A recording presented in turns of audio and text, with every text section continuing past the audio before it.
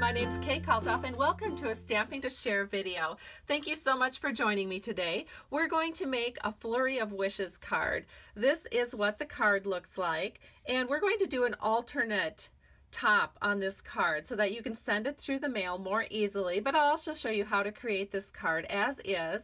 Then when you open it up, it says sending you a flurry of warm Christmas wishes. So it's a really easy card to make, and easy is good during the holidays, so we can make a lot of these in a short amount of time. So let me go ahead and get started and show you what we need. We're going to start with some very vanilla paper. This is 4 1/4 by 11 inches, scored at 5 1/2. And we're just going to go ahead and we're going to fold this, and we're going to make our inside panel first. And so to do that, I'm going to use my Stampin' mat, and then I have just a piece of scrap paper on here. And then we're going to ink up the largest snowflake in this particular stamp. And we're just going to stamp that right. Actually, we're going to stamp this off twice. I almost forgot. We don't want to forget because otherwise our words won't show up. So now that we've stamped it off twice, then we'll go ahead and we'll stamp it directly into our card. And you can see it leaves a very, very light bit of color on there. And then we'll take our Flurry of Wishes sentiment and stamp that right in the middle. And so that shows up just gorgeously against that very light snowflake background.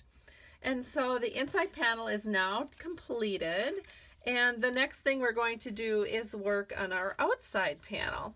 So to do that, we need another piece of very vanilla paper. This is cut at 4 by 5 1/4, and then we're going to run it through the Big Shot machine. Now I went ahead and did this in advance, so the embossing folder that we're using is called Bows and Berries, and it's on page 30 of our 2015 Stampin' Up! Holiday Mini, and it looks like this. And what's really nice about it is it puts a lovely embossing all the way on the outside, but it leaves the center part of your card open so that you have a little room to do some stamping and decorating.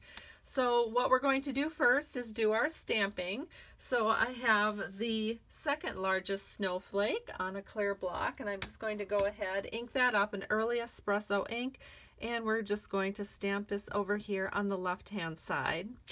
And then on the right hand side, just over here, we're going to stamp Merry Christmas. And so I'm going to do that just like so. And now we're going to do a little bit of a wrap. So I have some silver baker's twine here, and we'll just cut this so that we can wrap each corner with a little bit of twine. And then I'll just secure this with Scotch tape. Okay, as you can see, I've gone ahead and I've wrapped the silver baker's twine just in the upper right and the lower left corners, and then secured those ends with Scotch tape. And now we can go ahead and we're going to use some dimensionals on the back. And 4 is really all we need. So I've gone ahead, I've put 4 dimensionals, 1 in each corner, and then we can go ahead and set this onto the front panel of our card. And we'll just center that in so all the edges are nice and even. And then it's time to decorate. So we could go ahead and using a little bit of our fine tip glue, we could go ahead and glue a wooden embellishment on, and you can see I've added a silver rimmed pearl to that wooden embellishment. And if we did it just like this, it would be gorgeous, and this would be an absolutely perfect card to give in person. However, unless you're using a padded envelope, it might be a little difficult to mail. So to combat that problem, and to make it a little bit more cost effective for you if you're doing a lot of these, we're going to take a piece of silver foil, and then we're going to punch out the smaller of the 2 snowflakes that are on this punch. The punch is part of a bundle that can be purchased with this set. It's our Snow Flurries punch. And then we're going to take some gold glimmer paper, and using our 1/2 inch circle punch, we'll just take a little 1/2 inch punch out from our circle, and then we'll go ahead and using a glue dot, just because it's so quick and it's so handy, I'm just going to put this little 1/2 inch circle punch out right onto the center of my silver snowflake. just like so. Then using a dimensional again, we will just put this right here on the back, and then we can center this right in onto our card, just like so.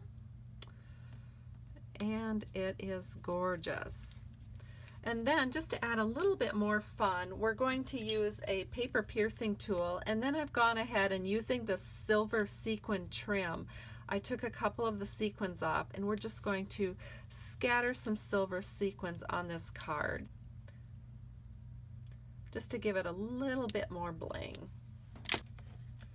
And our card is complete, and you can see that this would be a much easier option for you to mail. So this is the card we've just done, and here is the card I had done in advance with the wooden embellishment.